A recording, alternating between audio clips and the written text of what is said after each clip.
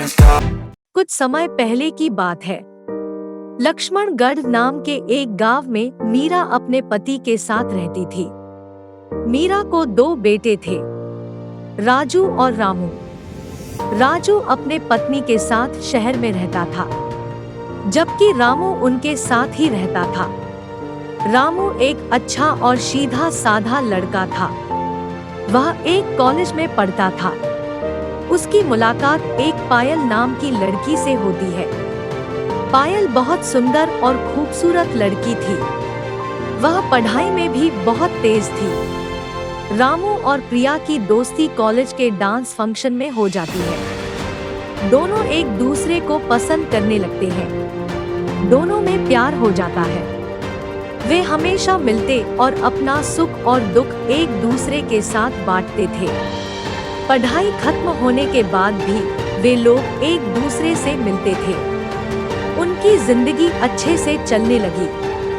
वे दोनों समय निकालकर एक दूसरे से मिलते थे। रामू और प्रिया एक बार जब मिलने आए तो उन्होंने सोचा अब हमें अपनी शादी की बात अपने अपने माँ बाप से करनी चाहिए। दोनों इस बात के लिए तैयार हो गए। दोनों कुछ देर के बाद अपने अपने घर को लौट गए।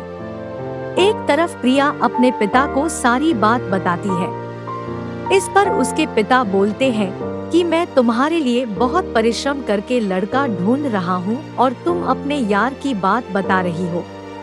वे बहुत गुस्सा हो गए और बोले कि जाओ अपने यार से मुझसे मिलवाओ। वहीं दूसरी तरफ रामू अपने पिता को यह बात बताता है। उसके माँ बाप बहुत खुश हुए और बोले हम तैयार हैं।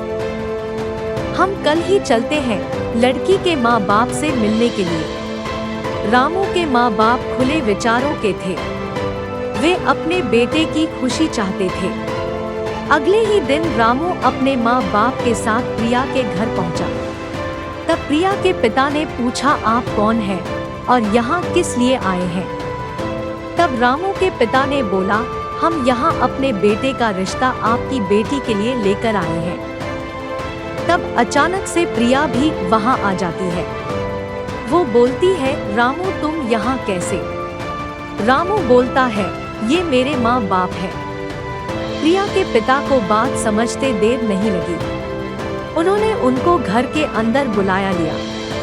रामू के पिता बोले आज के जमाने में बेटे का प्यार ही सब कुछ होता है, इसलिए मैं चाहता हूँ कि आप अपने बेटी की शादी मेरे बेटे के साथ कर दें। दोनों एक दूसरे को पसंद करते हैं और काफी सालों से एक दूसरे को जानते भी हैं। शादी करके दोनों बहुत खुश रहेंगे, इसलिए आपने विनती करता हूँ कि इनकी शादी करवा देने में ही दोनों परिवारों की भलाई है। प्रिया के पिता को रामू के पिता की बात अच्छी लगी और वे शादी के लिए मान गए। कुछ दिनों के बाद रामू और प्रिया की धूमधाम से शादी हो जाती है। शादी के बाद प्रिया अपने ससुराल आती है। पहले दिन तो रस्मों में ही निकल जाता है। दूसरे दिन जब प्रिया सोकर उठती है तो वह बहुत घबराई होती है।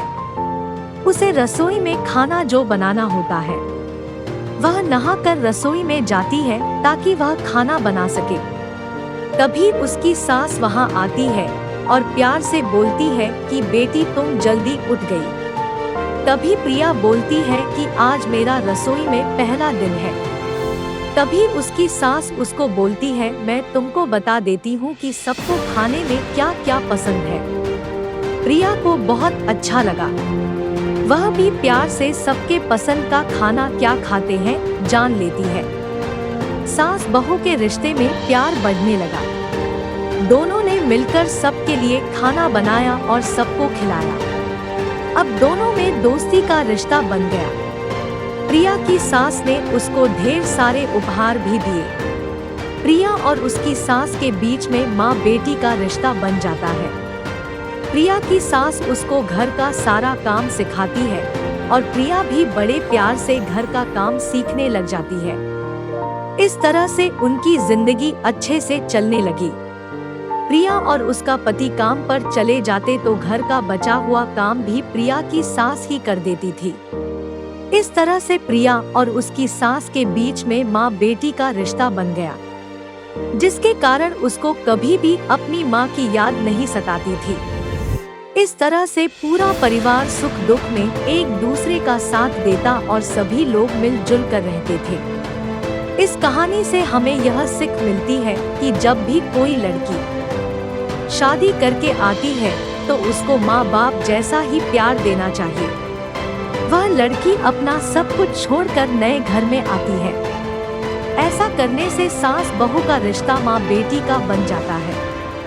लड़की को कभी भी अकेलापन नहीं लगेगा, वह भी नए घर को अपना घर मान लेती है, जिससे परिवार में कोई भी लड़ाई नहीं होती है और सब लोग खुशी खुशी रहते हैं। बहू को भी सास को अपनी माँ के समान प्यार देना चाहिए। सास और बहू दोनों को ही मिलजुल कर घर का काम बांट लेना चाहिए, जिससे किसी को भी ज्यादा काम न करना पड़े और लड़ाई भी ना हो।